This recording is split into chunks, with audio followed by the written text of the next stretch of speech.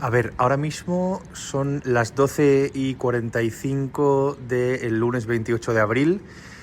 Nos hemos quedado sin luz en casa, tampoco me funciona, no ya el wifi por supuesto, que tiene que ver con la luz, sino la línea de datos móviles. Estoy asomado a la ventana. El 28 de abril, si lo recuerdas, fue el día del gran apagón en el que España sufrió un colapso eléctrico sin precedentes, vamos, que nos quedamos sin luz casi durante todo el día. Hospitales, trenes, hostelería, comercio, móviles, internet, todo, básicamente. Un auténtico caos que paralizó al país y desde entonces pues seguimos a ciegas, casi a ciegas, sobre lo que está detrás del apagón y sobre todo sin que nadie asuma responsabilidades. Ahora, eso sí, estamos asistiendo a una batalla entre el gobierno, Red Eléctrica y las eléctricas con distintas versiones y culpándose entre sí. Pero, ¿qué es lo que pasó realmente? Soy Javier Atard y hoy es jueves, es 19 de junio. El Mundo al Día, un podcast del Mundo.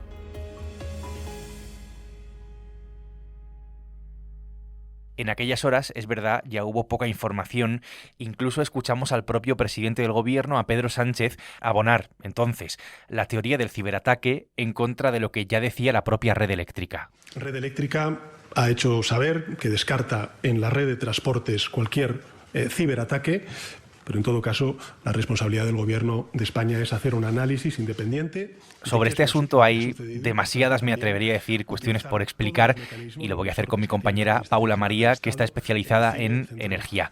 Hola Paula, ¿qué tal? ¿Cómo estás? Hola, ¿qué tal Javi? Han pasado 52 días del apagón. Recuerdo que la misma noche explicaste aquí que lo que había pasado era un desajuste muy fuerte entre la oferta y la demanda, que recordemos, en el sistema eléctrico siempre tienen que casar y estar equilibradas, oferta y demanda, y que ese desajuste estaba provocado por una caída brusca de la generación. Hasta ahí todo bien. A partir de ahí la cosa se complica porque no es que los implicados no se pongan de acuerdo en lo que hay detrás, sino que es que directamente se echan las culpas unos a otros. El sistema no disponía de suficiente capacidad de control de tensión dinámica. Esta semana, Paula, el Gobierno ha dado a conocer su versión, su informe, lo ha hecho a través de Sara Axen, que es vicepresidenta y ministra de Transición Ecológica.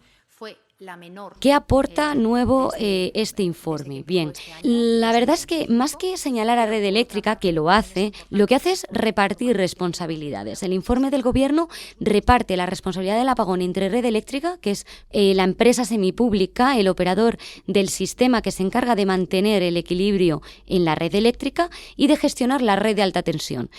Y implica también en lo ocurrido a las dueñas de las centrales convencionales. ¿Qué es esto? El gas, la nuclear, el carbón.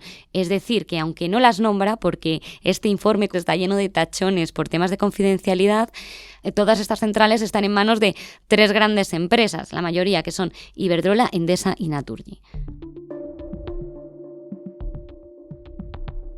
Vamos a la parte en la que el Gobierno señala directamente a Red Eléctrica de lo sucedido en el apagón.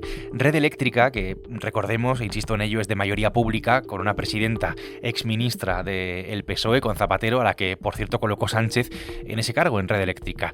Ese informe, el informe del Gobierno, apunta directamente a un error de planificación del operador, es decir, de Red Eléctrica.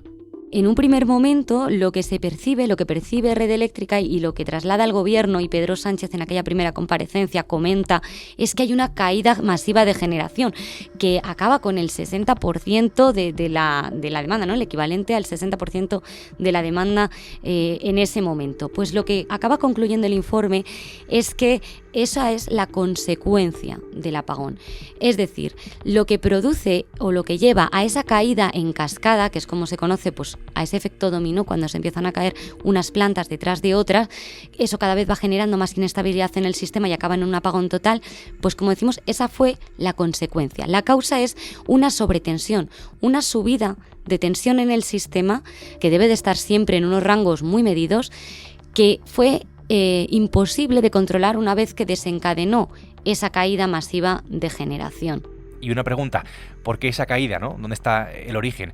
El gobierno lo que dice es que el fallo de Red Eléctrica está en que afrontó aquel día, el día del apagón, en una situación de debilidad porque no activó las centrales suficientes capaces de aplacar precisamente una subida de tensión como la que se produjo aquel día. ¿Por qué se produce esa sobretensión? Pues lo que se detecta son 2 episodios de oscilaciones muy fuertes.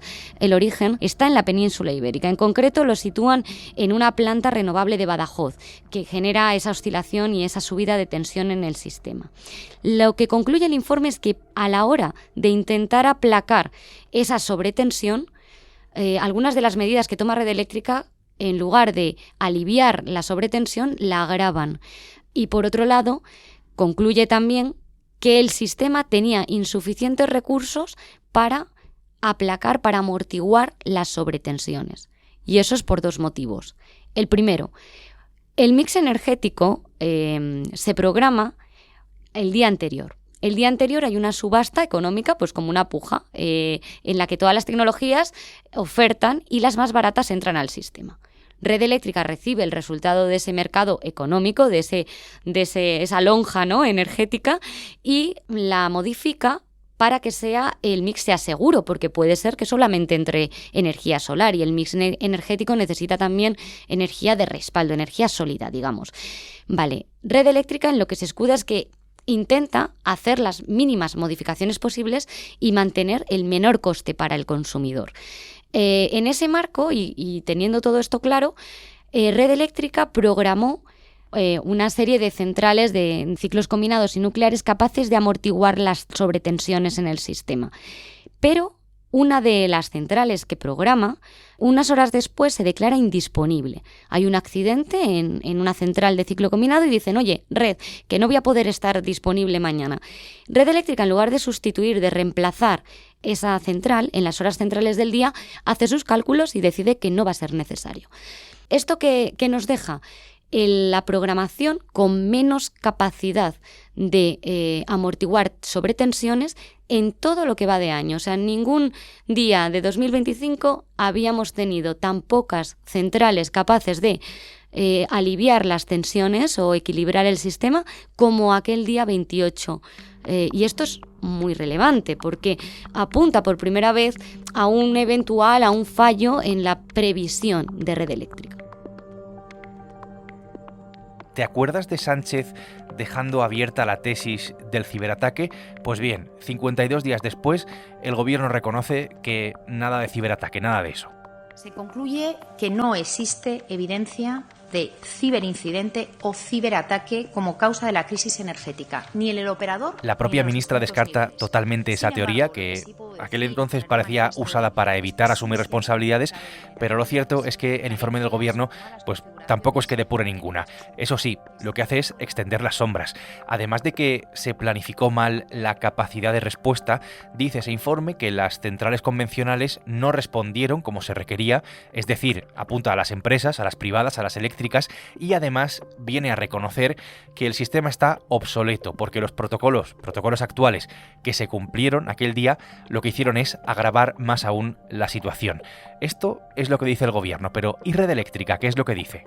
Tengo que reiterar y defender el carácter impecable del trabajo hecho por el operador del sistema y por todos los trabajadores de Red Eléctrica. Simplemente ha tardado tan solo un día en responder al gobierno y aporta una versión, digamos, totalmente distinta. Esto pues llama bastante la atención. Solo coinciden gobierno y Red Eléctrica en el origen técnico del apagón, la sobretensión desbocada que provocó una desconexión masiva de la generación. Este segundo informe, el de Red Eléctrica, contradice al primero, al del gobierno, y niega directamente cualquier fallo en la planificación. Vamos, que dice que no son responsables Red Eléctrica del apagón en ningún caso. Desmiente o contraviene algunas de las conclusiones clave del informe del gobierno. Por ejemplo, insisten en Red Eléctrica en que la situación era de plena normalidad hasta la media hora previa al apagón. No hubo señales de alarma en el sistema según Red Eléctrica. Esto contradice el informe del gobierno, que habla de una situación de inestabilidad desde primera hora de la mañana de aquel lunes negro. El segundo, Red Eléctrica insiste en que no hubo ningún error de previsión, que lo que se programó era suficiente para haber contenido las subidas de tensión si las eléctricas se hubieran comportado como debían. Es decir, descarga toda su responsabilidad en las compañías del sector y niega absolutamente, tajantemente, cualquier fallo en la gestión por parte del operador. Es decir, según Red Eléctrica, si las centrales convencionales hubieran operado, digamos, correctamente, el apagón no se hubiera producido. Esa es su justificación, culpando directamente a empresas como Endesa, Naturgy e Iberdrola. Esto, como te podrás imaginar, tiene consecuencias, evidentemente. Iberdrola le ha devuelto la acusación a Red Eléctrica. Habla Iberdrola directamente de gestión negligente por parte de Red Eléctrica. Por cierto, Beatriz Corredor, por supuesto, la presidenta de Red Eléctrica, no piensa dimitir, ha rechazado completamente ese extremo. Con lo cual, tenemos a tres actores acusándose entre ellos, acusándose entre sí. Gobierno, Red Eléctrica y las eléctricas. ¿Y ahora qué? Me pregunto, Paula, ¿a qué nos aboca exactamente esto? Pues la verdad es que como el informe del Gobierno, tal y como ellos han recalcado, ¿no? El Ministerio de Transición Ecológica ha recalcado que su informe no es un informe judicial, que es un informe informativo, para aportar transparencia a lo ocurrido y demás, pero que de señalar a los culpables ya se encargará la CNMC, que es el supervisor sectorial que está elaborando su propio informe. Aquí vamos a tener muchos informes que analizar todavía en las próximas semanas y meses, y que ya se encargarán también los tribunales. Red Eléctrica también ha venido a deslizar esta misma cuestión, ¿no? Ha dicho que ellos no son responsables de señalar culpables, ni siquiera ellos mismos, ni tampoco fuera, aunque bueno, su informe sí que los señala bastante claramente.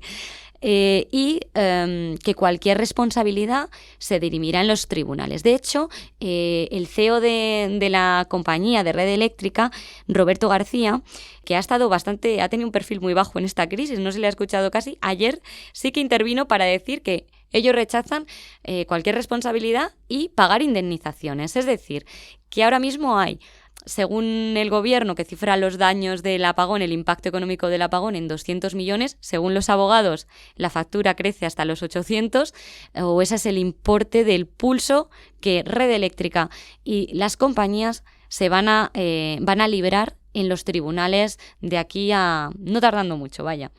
Pues imagino que los tribunales dirán, ¿no?, que acabarán diciendo. Paula, solo una cosa más. Después de toda esta explicación que acabas de dar, casi 2 meses después del apagón, con los informes contradictorios, con unos señalándose a otros, ¿cuál es la principal incógnita, tú que sabes de esto, sobre el apagón, que queda todavía por resolver? Por aquello simplemente de las responsabilidades que nadie asume, vamos. Mira, casi diría que la principal incógnita para mí es por qué no se consiguió aislar el cero, ¿no? Se ha explicado que una vez que se llega a esa situación de caída masiva de generación, se produce un punto de no retorno, ¿no? Una reacción en cadena que en las condiciones de ese día hubiera sido imposible de revertir o de parar. Pero la pregunta es ¿por qué se llega a ese punto de no retorno, ¿no? Cuando otros días previos pues no se había producido. Esa sería, yo creo, que la principal incógnita. Y luego, ¿qué proporción de responsabilidad le corresponde a cada uno? Porque si se demuestra que hubo unos protocolos, un código de circulación obsoleto, ese código de circulación le corresponde actualizarlo al Ministerio y al supervisor, a la CNMC. Si se demuestra que ha habido una circulación temeraria del sistema, le corresponde una responsabilidad mayor a Red Eléctrica, que es al final la empresa responsable, según la ley, de mantener el equilibrio en el sistema. Y si se demuestra que las plantas no estaban a punto y que no pudieron actuar como se debería, pues las responsabilidades serán de sus propietarias o de sus gestoras. O sea, falta por saber cuál es ese reparto, ese porcentaje, ¿no?, de responsabilidades y que quizá tendremos que esperar a la Audiencia Nacional para conocerlo. Espero que algún día podamos saber realmente lo que pasó con exactitud y sobre todo quién es el responsable. Lo contaremos. Paula, gracias. Gracias a ti, Javi. Mi compañera Paula María ha hecho posible hoy este episodio del Mundo al Día. Ya sabes que puedes escuchar este podcast todos los días en la web del Mundo, en elmundo.es, en las principales plataformas de audio, donde tienes la opción de suscribirte, y también en la radio digital. Mañana viernes, más El Mundo al Día. Has escuchado El Mundo al Día, un podcast del Mundo.